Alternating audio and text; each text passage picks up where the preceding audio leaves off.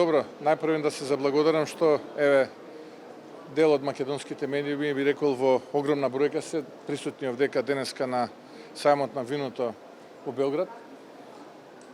Драго ми е што сте дел од оваа македонска вечер која што ја организираме овдека во чест на промоција на македонското вино. Ценам дека според мојот вкус, а и според вкусот на многумина, произведуваме можеби најубаво вино во Европа, јас би рекол и пошироко.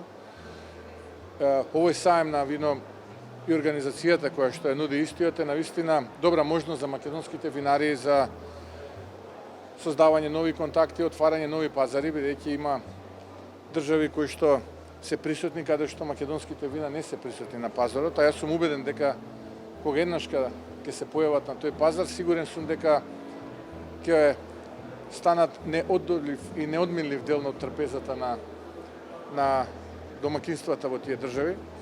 Навистина, денот е исполнет со промоција на Македонија како туристичка дестинација и на виното како производ кој што нас многу ни значи, е стратешки производ.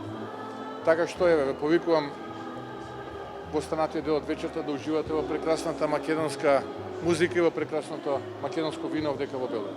Благодарам. Ако имате прашања? Премиере, во контекст на иницијативата Open Balkan, веќе неколку години функционира, меѓутоа многу не се променија работите во однос на дека ќе имаме нели на границите помалку чекање, една пасошка контрола и така натаму. Очекувате ли во иднина да се подобри нешто?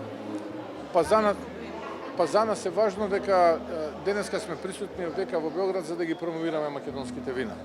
Сите останати логистички и политички теми би ги разговарале дополнително. Но на кое што е важно е да освоиме нови пазари и што повеќе да бидеме присутни во регионот со нашите македонски вина. Имате средба дедете со председателот Вучич и со премиерот на Србија. Беше истакнато дека се разговарало за економска и политичка соработка, инфраструктурна. Може да ни откриете повеќе детали за тоа што се разговара? Па генерално ова е продолжување на она што го разговаравме со господинот Вучевиќ за време на неговата билатерална посета кај нас. Пред се акцент е на брзата пруга која што има за цел да ја поврзе Централна Европа со грчките пристаништа, а ние како држава сме неодменлив дел од таа рута. Така што генерално тоа беше тема на муавет и тема на разговорите кои што ги водевме. Мислам дека има голема перспектива и многу близко сме до изнаоѓање решение кое што ќе биде дел од она што јас секогаш го споменувам, а тоа е како да бидеме држава која што својата економска иднина, но и стратешка иднина ќе темели на три столба кои што се своевидна раскрсница. Едното е транспортна, другата е железничка, а третото е раскрсница во енергетска смисла на зборот. И тука ја гледам иднината за нас како земја која што за жал нема излез на море. И мислам дека изградбата и на коридорот 8 и коридорот 10 кои што природно се пресекуваат кај нас на територијата на Македонија е одлична можност да овој недостаток го претвориме во наша предност и бидеме навистина еден хаб во регионот и нашата геостратешка положба да биде навистина значајна во овој дел од светот.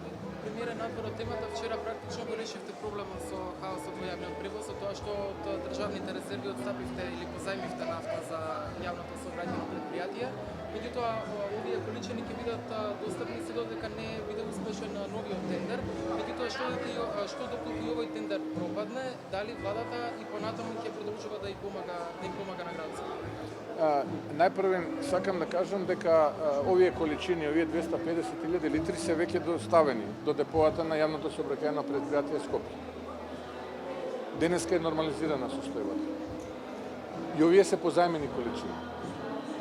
Затоа што во текот на вчерашниот ден менеджментот на јавното сообраќајно предпријатие до Бирото за јавни набавки достави барање за реализирање на итна постапка за набавка на нафта по пат на преговарање. И од информациите со кои што располагам од страна на Бирото за јавни набавки е одговорено позитивно. Така што јавното сообраќајно предпријатие треба час поскоро да влезе во овој процес и да ги набави количините кои што се потребни за нормално функционирање на компанијата, бидејќи овие 250.000 литра ќе бидат доволни за 10 дена, 2 недели, 3 недели, но нема трајно да го реши проблемот. Од тие причини мислам дека направивме навистина еден потек кој што кој што овозможи да не се случува тоа што се случуваше претходниот ден и да не се да се надминат политичките разлики и да се испорача за граѓаните.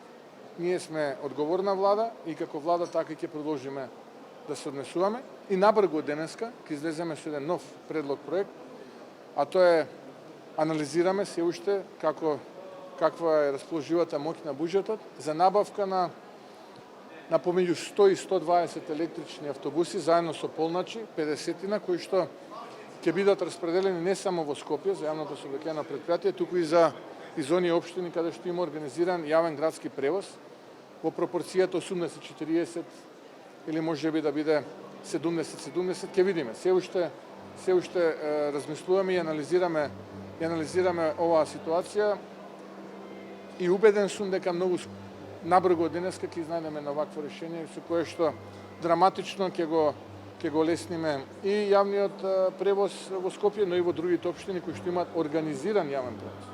Се надоврзам само за една ЈСП, бидејќи велите сега ќе набавувате нови автобуси. Зошто 3 години не се става точката на гласање на Совет на град Скопје? Каде е проблемот? Што не чини во предлогот, бидејќи тврдењата на градоначалничката се дека сите опции ви се дадени на располагање, дури да ги поставите условите таа само да го потпише договорот. Не, тоа не е точно.